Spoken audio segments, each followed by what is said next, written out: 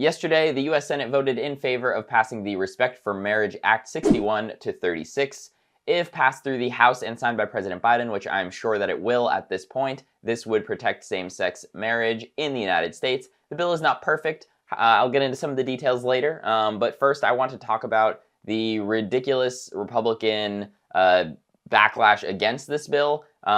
36 of them voted against it, claiming all sorts of, frankly, BS, so that they didn't have to say the reason they're voting against it was because they don't want gay people to get married in the United States. That seems pretty clear to me. But they're instead coming up with all sorts of excuses, which I will debunk for you right now, essentially. The first one who actually has been kind of outspoken against this is unfortunately one of my senators. I'm here in Austin, Texas. Senator Ted Cruz, on his podcast, got into some of the reasons why he voted against this bill. We can go ahead and take a look at the first clip. Mark Warner, he really typifies the Democrats because he calls me a liar while not responding to one word of the substance of what I said.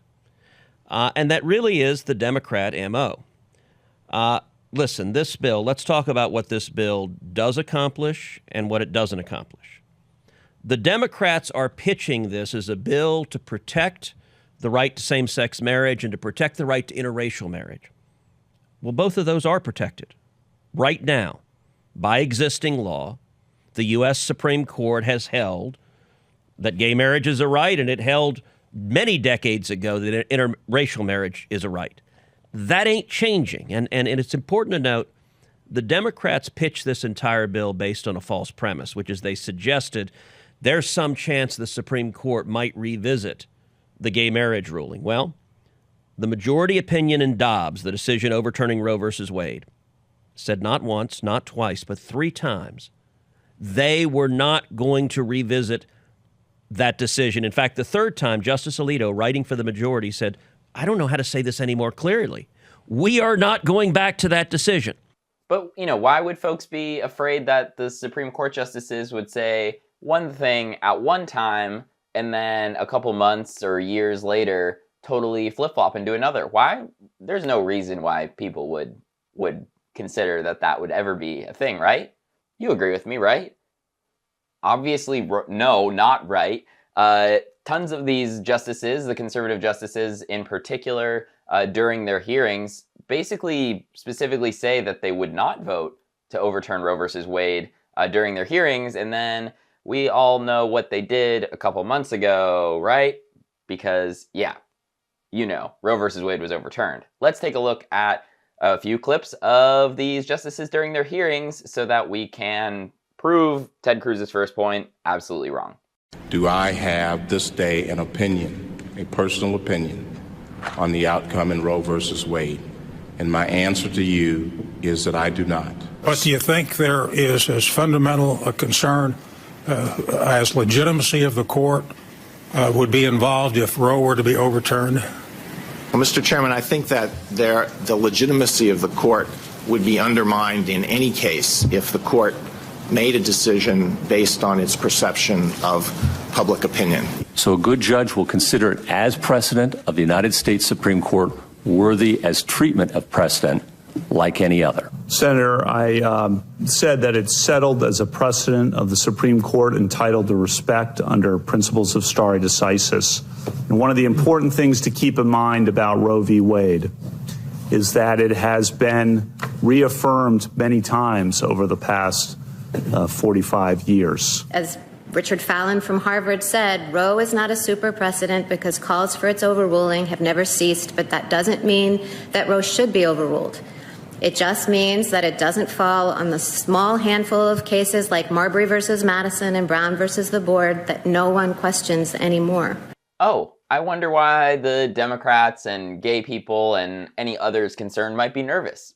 Seems like these people always stay true to the word that they say. Right? Wrong. Beyond these clips of them during their hearings, which the hearings, if you haven't put yourself through watching one, the justices have to be very careful about not explicitly saying one thing or another. It's like a big song and dance, but that's about as far as you can go for most of them in that case of saying that they're not going to overturn something. Behind closed doors, they also have meetings with senators and whatnot. Several senators, including Susan Collins of Maine, a Republican, have said that she was disappointed because several of these justices behind closed doors explicitly told her that they were not going to be overturning Roe versus Wade, and then look exactly what they did. They overturned Roe versus Wade. So who is to say that they're not going to do the same thing with Obergefell or any other case for that matter that kind of falls into this same arena? There were a few that were mentioned in the Dobbs decision, but the other major claim here that Republicans are making is that this bill will limit religious freedoms. Now, they're specifically concerned about religious organizations, religious nonprofits, saying that this bill is going to force them to work with same-sex couples, and even if it's against their religion, right? So this would be, think Catholic charities or potentially Muslim organizations, Jewish organizations, any of these organizations that are against gay marriage in their organizations. The Republicans are claiming that this would essentially restrict them, and it would also potentially call into question tax-exempt statuses and things like this. I will tell you that, sure, that could have been a real thing if there wasn't explicitly language in the bill that protected those sorts of things.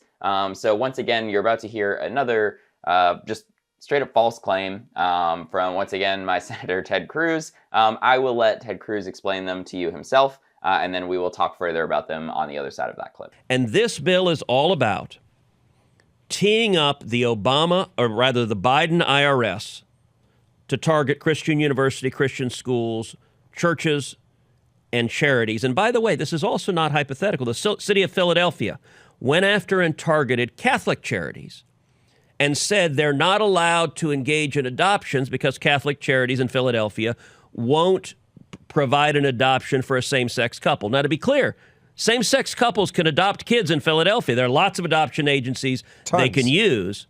But the city of Philadelphia said, well, if Catholic charities won't participate, you're out of the business.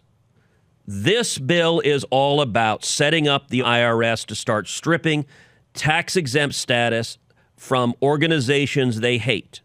As I said before, that concern could be true if there wasn't specific exemptions for, drumroll please, religious liberties.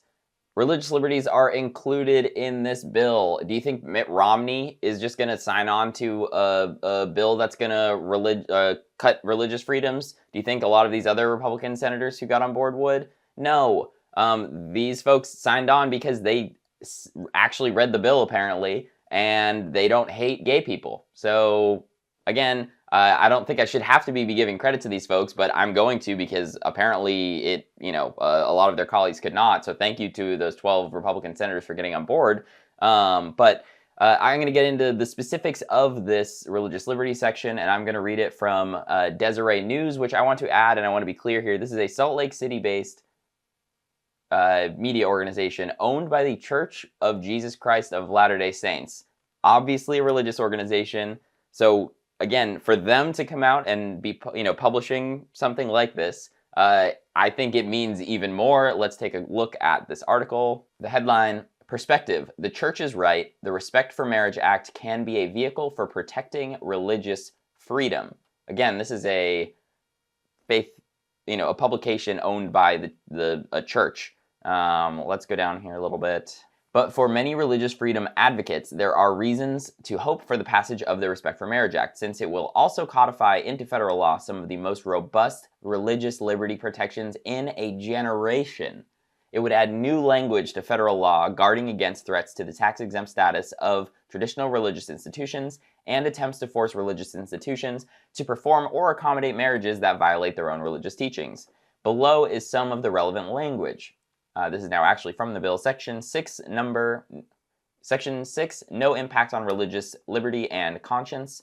In general, nothing in this act or any amendment made by this act shall be construed to diminish or abrogate a religious liberty or conscience protection otherwise available to an individual or organization under the Constitution of the United States or federal law. In other words, this act does not curtail the religious freedoms already provided under the Constitution and federal law. This may seem like a yawn, but in fact, it's important for reaffirming the religious freedom protections applicable under the Religious Freedom Restoration Act, namely that, quote, government shall not substantially burden a person's exercise of religion, even if the burden results from a rule of general applicability. And I'm going to read one more section here. B, goods or services. consistent with the First Amendment to the United States, nonprofit religious organizations, including churches, mosques, synagogues, temples, non-denominational ministries, interdenominational and ecumenical organizations, mission organizations, faith-based social agencies, religious educational institutions, and nonprofit entities whose purpose is the study, practice, or advancement of religion, and any employee of such organization shall not be required to provide services, accommodations, advantages, facilities, goods, or privileges for the solemnization or celebration of a marriage. And then in bold, any refusal under this subsection to provide such services, accommodations, advantages, facilities, goods, privileges shall not create any civil claim or cause of action. I don't know how much more clear you can have these exemptions in the bill. Again, this is clearly Republicans trying to find cover so that they don't have to vote for this, and clearly failing to find cover, because anyone who spends 10 minutes researching this is going to find the content that I just found, and there's a whole lot more of it, I will add. Republicans who voted against this should be absolutely ashamed of themselves, and you should absolutely elevate these reasons, these bullshit reasons that these folks voted for are exactly what I just said, bullshit. Even the majority of Republican voters are for same-sex marriage in 2022, okay? It's not 1990 anymore, which I will say, back in the 90s, this vote would have not gone anywhere close to the way we were. We can pull up this one last article here from CNN. I won't read the whole thing, but partway down here, 26 years ago, there was united opposition. In 1996, Republican majorities in the House and Senate sensed a political opening after then Bill Clinton failed to allow gay people to openly serve in the military. They were also trying to get ahead of a Hawaii court decision that could have legalized same-sex marriage in that state. Fearing every state might have to recognize same-sex unions, Republicans pushed the Defense of Marriage Act, known as DOMA. It declared marriage as between one man and one woman, and it allowed states to refuse to recognize marriages. It also withheld federal benefits from same-sex couples. This passed the Senate. Democrats in the Senate, like Joe Biden, voted for this. Chuck Schumer, who was in the House at this point, voted for this. Nancy Pelosi, to her credit, was one of the few people who voted against it. But a lot of people who, you know, today, that to look back and remember that, like, oh, Joe Biden was against this at one point. Obama was against same-sex marriage at one point. So the tides have changed a lot on this. This is a very good thing that this passed. It's a great step in the right direction. It is, at this point, it requires states to recognize same-sex marriages that were performed in other states. It does not force states to perform same-sex marriages, but it essentially makes it so that if I were to get married to my partner, I'm gay myself, if I were to get married to my partner in a state where it's legal, and then I travel to a state where it's not legal, the state has to recognize that marriage. I have to get the same tax benefits as a married straight couple would, et cetera, et cetera. So it could go a step further and require states to perform same-sex marriages. It does not do that. However, this is definitely a historic piece of legislation, but the Republicans saying that it's a waste of time, like Marco Rubio, to vote for this, or that the Supreme Court's already settled this, like Ted Cruz is saying, or religious liberties, they're bullshitting you. They don't want gay people to get married. Tell people about it. Don't vote for them in the future. Obviously, if you're watching this channel, you're probably not voting for Republicans, but share this with your Republican friends because they need to hear it. Thanks for watching, everybody. Stay tuned for today's live stream. Like the video, all that good stuff. Consider becoming a member. Give me a follow on Twitter if you are interested, @LewisD217. Thank you all so much for watching, and have a good afternoon.